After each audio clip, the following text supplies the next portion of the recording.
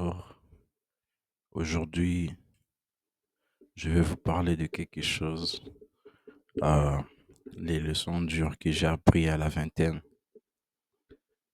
Pourquoi aujourd'hui, pourquoi maintenant? Euh, Imaginez-vous, ça fait 4 ans que j'ai eu la vingtaine, donc là, je vais vous parler des dures leçons que j'ai apprises dans ma vie. Euh, j'ai pas à les noter forcément, mais nous allons définir aujourd'hui un concept qui s'appelle le complexe d'infériorité. Pourquoi vais-je commencer par introduire ce concept et définir ce concept? Euh, D'abord, c'est parce que je vais introduire de nouveaux concepts ou une nouvelle façon de voir ces leçons-là. Donc, on va commencer par complexe d'infériorité.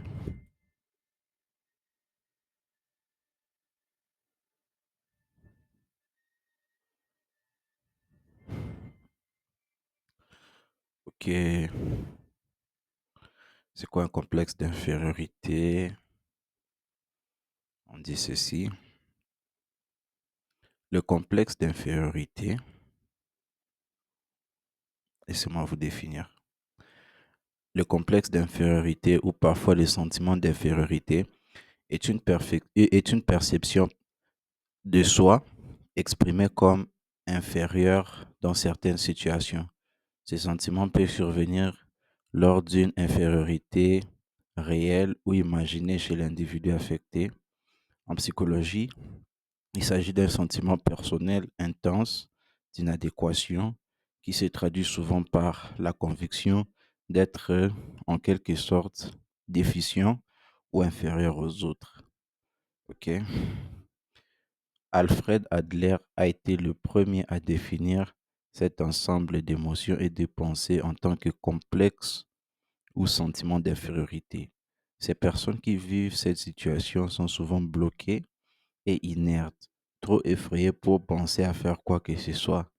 Elles sont à la merci de leur peur et de leur angoisse, pensent qu'elles sont incapables de faire face aux tâches de la vie et qu'elles disposent pas des ressources nécessaires pour surmonter avec succès leur sentiment d'inadéquation.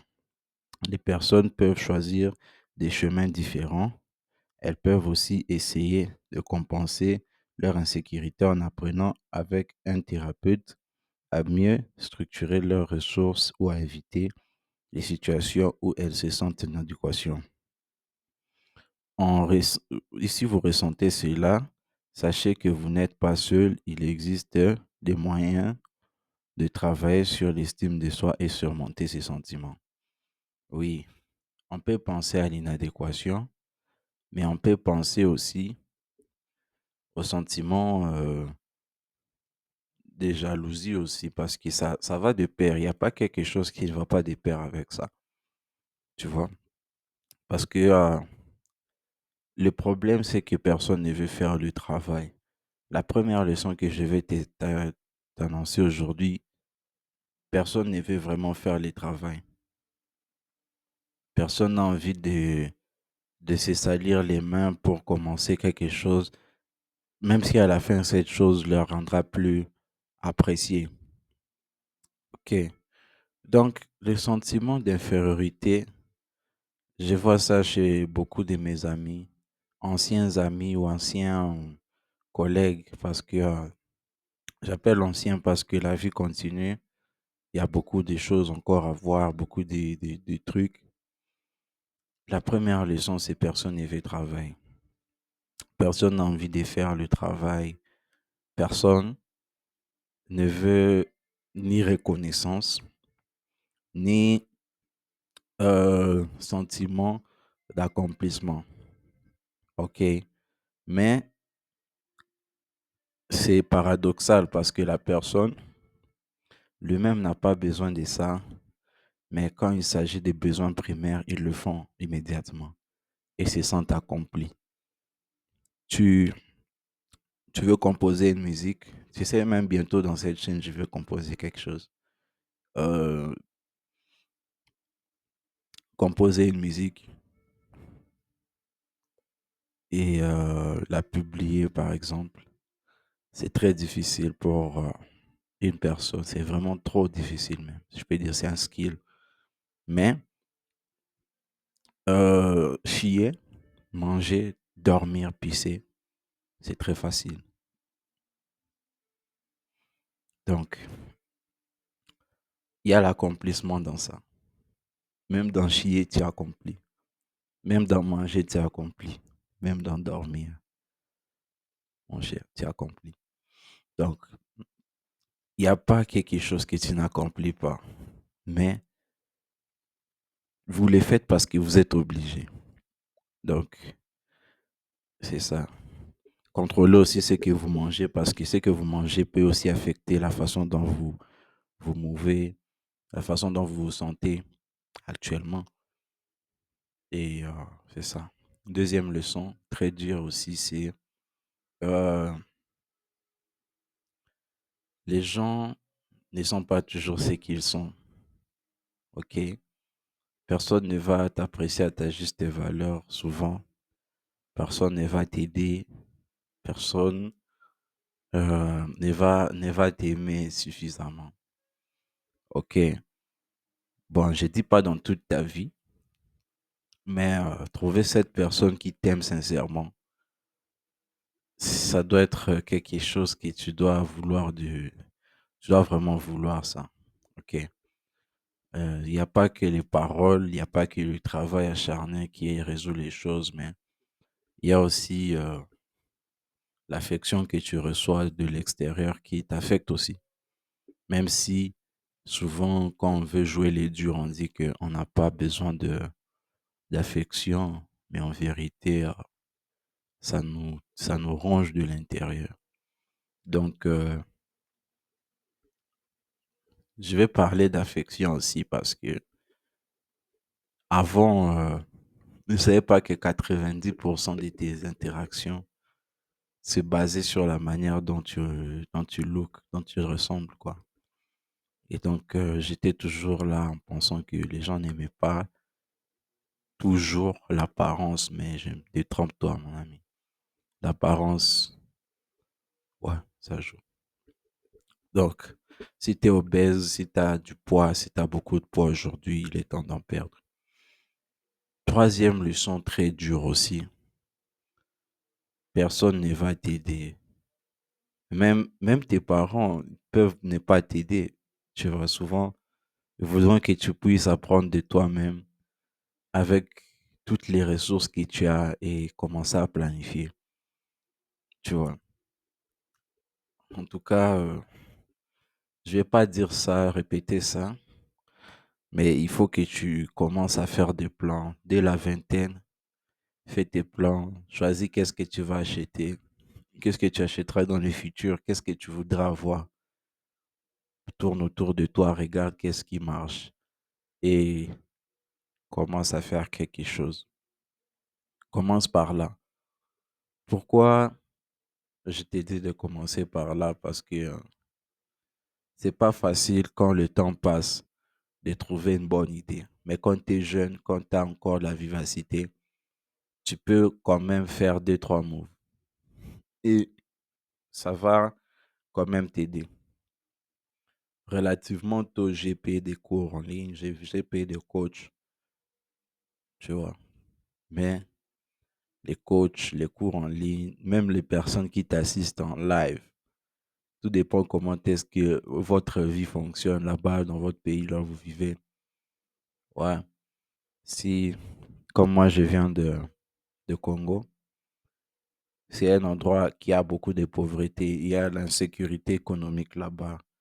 La plupart du temps, la plupart des gens n'ont pas de fonds. Ok, donc il n'y a pas un endroit là où on va s'amuser avec les amis, il n'y a pas un parc d'attractions, il n'y a rien là-bas. Les routes sont délabrées, abîmées. Il n'y a pas, il y a rien. À part les prostituées, si tu es un homme, tu payes des prostituées, tu t'amuses, mais il n'y a rien là-bas. Juste, tu vas boire l'alcool, écouter la musique. Je sais pas qu'est-ce que tu vas faire d'autre dans ce coin parce qu'il y a des endroits tu peux pas y être. Et bon, j'étais dans ce genre d'endroit parce que c'est là d'où je proviens, mais il n'y a pas grand-chose à faire pour les gens de ces pays. Donc, je préfère passer, mais quand je parlais aussi de la réaction de ma vidéo, je n'aime pas quand je suis pressé à parler. Comme tu vois la vidéo, si tu as vu, si tu as visionné sur Internet, j'étais pas, d'abord c'était dans le passé et j'étais pas à l'aise. Parce que comment tu vas mettre tes intervieweurs à l'aise? Ok, tu dois te mettre à l'aise. Si ton œuvre, c'est une œuvre abstraite, on va pas te poser trop de questions, tu vois. Mais quand on te pose trop de questions, une œuvre d'art n'a pas une image claire. Ok, n'a pas une image claire. C'est une œuvre d'art, c'est abstrait. C'est toujours abstrait. Il n'y a pas un message, il y a pas. Tu n'es pas une personne, tu n'es pas censé être sensationnaliste, tu n'es pas censé euh, suivre tout le temps le mouvement de la masse. C'est ça que je vais dire. Et c'est ça la troisième leçon. Tu n'es pas obligé de suivre le mouvement de la masse.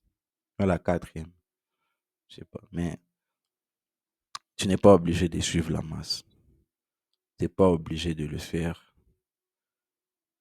Tu n'es pas obligé de suivre ce que tous les gens font. Tu vas te perdre. Donc c'est ça. Ne suis pas ce que la masse veut te faire croire. Laisse les gens tomber souvent. Ta force physique, ça c'est la cinquième leçon, au sixième, mais je vais parler de ça après, de ta force physique, mais je vais te parler de ne suis pas la masse parce qu'il y a des gens qui peuvent se mettre avec toi juste pour voler tes idées, pour vouloir voir quel genre de lumière tu as, quoi, et essayer de se l'approprier au lieu de vraiment se prendre le temps de voir qui tu es, comment tu penses, comment tu raisonnes, quelle est ta philosophie, tu vois. Il y a beaucoup de choses qui entrent en jeu. Quelle est ta philosophie? Des fois, si tu as le sentiment au fond de toi qu'une relation n'est pas valable, mais tu as vraiment besoin d'avoir des business, d'avoir des opportunités souvent, tu dois faire semblant. C'est ça que j'ai envie de te dire. Ne suis pas la masse, mais fais semblant. Fais comme si rien ne t'embrouillait. Fais comme si tu n'étais pas gêné. Même si quelque chose arrive et que tu identifies ça, tu as besoin maintenant de t'éloigner, de prendre une action stricte. Je m'éloigne. Tu n'as pas tout le temps besoin de dire que tu t'éloignes. Je fais un projet. Tu n'as pas tout le temps besoin de dire que j'ai fait un projet. Tu vois? Tu n'as qu'à faire. Troisième leçon, cinquième leçon, pardon, parce que j'étais quatrième, cinquième. Ta force physique n'est pas un outil de domination. Même si tu as un peu de force et que tu es debout, tu veux essayer de, voilà, tu veux intimider les faibles à gauche, à droite, n'oublie pas qu'il y a quelqu'un qui te tue. Il y a toujours quelqu'un qui te tue. Il y a toujours quelqu'un. Il n'est pas musclé nécessairement. Il n'est pas grand de taille nécessairement. Il n'est pas fort comme toi, mais il te tue. Donc, la vie n'est qu'un moment, ok? Ta force physique n'est pas ta force mentale. Donc, tu peux toujours être dominé, même si tu as un gros physique, par un empereur qui n'a pas de jambes et tu te fais décapiter. Ou au pire, tu te fais massacrer parce que des gens qui ont le cerveau, qui ont la tête, on dit quoi? L'autorité. C'est un peu comme avec le film de Christiane, de Christ. On l'a emmené dans la croix. En fait, lui, c'est le sauveur. OK? Et donc, en étant le sauveur, lui, il ne s'est frappé par la poitrine que je suis le sauveur. Non. Mais on l'a emmené vers les gens qui ont l'autorité. Parce que les personnes qui ont l'autorité Souvent, on dit que c'est eux qui tranchent les gâteaux. Donc, le Christ est venu, on l'a crucifié et moi, je parle de 2 sens, en fait, de la crucifixion. Il y a des sens où on pense que c'est un humain, on pense que les autres pensaient que c'est un surhomme et que, voilà quoi, lui s'identifiait comme un surhomme et on l'a tué. Mais ce n'était pas ça. Personne ne se prend pour un surhomme. On ne doit pas s'acharner sur la personne qui suit son chemin, mais on va voir ça comme une façon de dire quoi? Le le Christ ne pensait même pas qu'il était sauveur. Lui, il est né et il a demandé aux gens d'accepter Dieu comme leur sauveur. OK? Et donc, moi, je vais pas parler souvent de la christianisme, du christianisme, mais je te parle de ça parce que c'est pour dire quoi? Il y aura toujours des gens qui vont essayer de t'humilier, tu vois? Qui vont essayer de t'humilier. Pourquoi? Parce qu'ils veulent te voir juste en bas. Ils veulent juste te voir souffrir. Ils veulent pas même voir, même si tu es heureux après dans ta vie, ils veulent d'abord te voir souffrir un peu. Ah. Et donc, quand ça leur fait plaisir, quand ils ont ce hit de dopamine, ils vont chez la prochaine personne pour vouloir lui faire la même chose, pour vouloir essayer de voir, de détruire cette personne intérieurement. OK? Mais Jésus, ou bien je peux dire le Christ, c'est quelque chose autre. Parce que le Christ, il n'a jamais haï personne. Il n'a jamais menti, volé personne. Il était toujours droit. Il est tout le temps resté droit. C'est les gens qui ont fauté. On ne va pas dire que on est pur et qu'on va tout le temps rejeter la faute sur les autres. Non. Mais ce que je veux dire, c'est que tu n'as pas besoin de te sentir fort ou bien d'être fort physiquement pour penser que tu es fort mentalement. Tu vas perdre des amis, tu vas perdre des connexions, tu vas perdre les avantages que tu as eus parce que tu penses en pensant qu'en étant fort physiquement, tu vas vouloir dominer tes vieux, des personnes qui sont plus vieux que toi, plus matures que toi. Fais attention. Et puis, fais aussi attention à ta vie parce que ta vie, même si tu as la vingtaine, elle peut être très courte. Oui, elle peut s'arrêter si on te dit, tu es plus vivant. OK? Donc, évite des problèmes avec des gens qui ont plus de réseau que toi, qui ont le bras long que toi. Ça va toujours t'emmener des problèmes. Donc, c'est ça. Nul n'est invincible sur terre. Tout le monde a son temps. Tout le monde va finir un jour ou l'autre. Donc, toi, il faut pas que tu puisses penser comme si tu es spécial plus que quelqu'un parce que Dieu va toujours te montrer que tu as ta limite. Tu dois vivre à ta limite. Moi, j'aime bien parler de ça parce que je t'ai dit, il faut vivre à ta limite. Ah, si ta limite, c'est tu ne tolères pas, tu n'aimes pas écouter la vérité, tu n'aimes pas écouter des confidences que quelqu'un te fait ou bien déjà si tu n'aimes pas la personne, il faut pas être son ami. Si tu n'aimes pas, faut pas être son ami. Surtout si c'est une personne qui est juste, qui peut t'aider dans la vie. Faut pas vouloir être son ennemi. Faut pas vouloir tout le temps essayer de chosifier les gens parce que quand ça se retourne contre toi, eh ben, ça va en sucette toujours.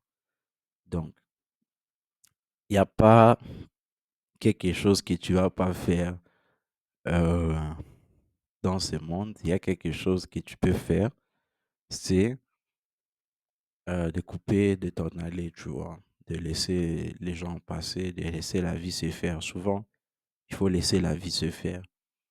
Il faut montrer souvent si tu es talentueux, si tu as une force, il faut montrer cette part de toi aux gens qui en valent la peine.